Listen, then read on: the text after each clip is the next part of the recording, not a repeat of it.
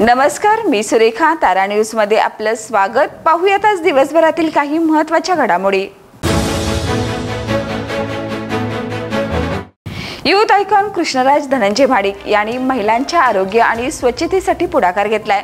त्यासाठी वेलू या नाविन्यपूर्ण संस्थेसोबत सामंजस्य करार त्यांनी केलाय. या करारातून महाराष्ट्रातील अनेक शहरांमध्ये महिलांसाठी सुरक्षित, स्वच्छ आणि सन्मानपूर्वक सार्वजनिक स्वच्छतागृह उभारली जाणार आहेत. करवीर तालुक्यातील उजळाईवाडी येथील महालक्ष्मी नगर रहिवासी यांनी वृक्षारोपण केलेल्या ऑक्सिजन पार्कमधील स्वच्छता मोहीम राबवून 40 पोती प्लास्टिक कचरा गोळा करण्यात आलाय. हा कचरा ग्रामपंचायत उजळाईवाडीकडे ट्रॅक्टर ट्रॉलीमधून विल्हेवाट लावण्यासाठी देण्यात आला. कॉलनीतील ज्येष्ठ नागरिक, महिला, युवक युवती यांनी एकत्रित येथे स्वच्छता मोहीम राबवली आहे.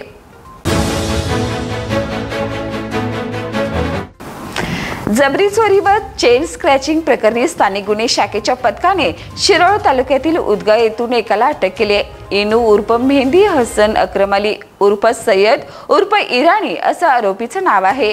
हा आंतरराज्य चोरटा कर्नाटक राज्यातील बिदर इथला रहिवासी आहे.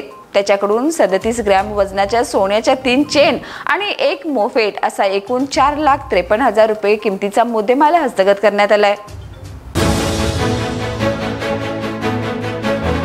आरोग्य सेवेमध्ये कोल्हापूर महानगरपालिकेचे कर्मचारी लसीकरण व आरोग्यविषयक इतर सेवेमध्ये चांगल्या प्रकारे काम करत असल्याचं पालकमंत्री प्रकाश आंबेडकर यांनी सांगितलं. महापालिकेच्या 5 नगरी आयुष्यमान आरोग्य मंदिराच्या शुभारंभ प्रसंगी ते बोलत होते. छत्रपती ताराराणी चौक, कावळा नाका येथे सदरचा कार्यक्रम पार पडला. या नागरी आयुष्यमान आरोग्य मंदिराचा शुभारंभ पालकमंत्री प्रकाश आंबेडकर यांच्या शुभ हस्ते करण्यात आला. कोल्हापुरातील पंचगंगा नदीघाटावर महिलेच्या अंगातून भूत काढण्याचा अघोरी प्रकार केल्याचं उघडकीस आलंय. एका मांत्रिकाकडून रात्रीच्या वेळी हा प्रकार केला गेलाय. या प्रकाराचा व्हिडिओ सध्या व्हायरल होत आहे. याबाबत संताप व्यक्त केला जात असून पंचगंगा नदीघाटावर आता हे पाहायचं का असा प्रश्न उपस्थित होतोय. आता संबंधित मांत्रिकावर कारवाईची मागणी होत आहे. राजकीय क्रांतिकारी, पुरोगामी, नाटके आणि चित्रपट दिग्दर्शकाच्या क्षेत्रातील ज्येष्ठ व्यक्तिमत्व डॉक्टर जब्बार पटेल यांना यंदाचा 39वा राजश्री शाहू पुरस्कार जाहीर झालाय. हा पुरस्कार 1 लाख रुपये, स्मृतिचिन्ह आणि मानपत्र अशा स्वरूपात दिला जाईल. पुरस्कार वितरण सोहळा शाहू जयंती दिवशी अर्थात 26 जूनला सायंकाळी 6 वाजता शाहू स्मारक भवनात आयोजित केला जाईल, ज्यात खासदार शाहू छत्रपती यांच्या हस्ते पुरस्कार वितरण होईल. कोल्हापुरातील शाळा आता नुकत्याच सुरू झालेल्या आहेत. शाळांमध्ये विद्यार्थ्यांसाठी वेगवेगळ्या शासकीय कागदपत्रांची पूर्तता करावी लागते. ही कागदपत्रे काढताना पालकांना तारेवरची कसरत करावी लागते. पालकांची ही गैरसोय टाळण्यासाठी आज भाजपच्या मंगलताई निपाणीकर यांच्या माध्यमातून यादवनगर परिसरामध्ये कागदपत्रांची पूर्तता करणारं शिबिर आयोजित करण्यात आलंय. याला परिसरातील नागरिकांचा मोठा प्रतिसाद दिलाय.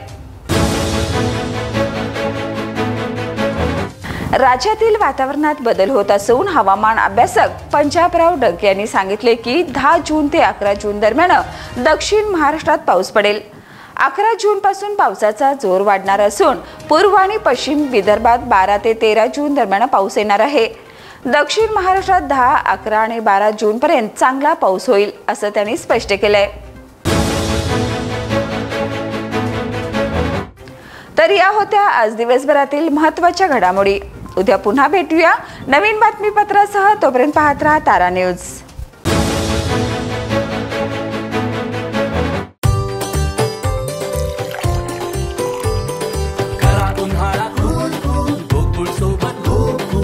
गोकुळ सोबत गो कूल.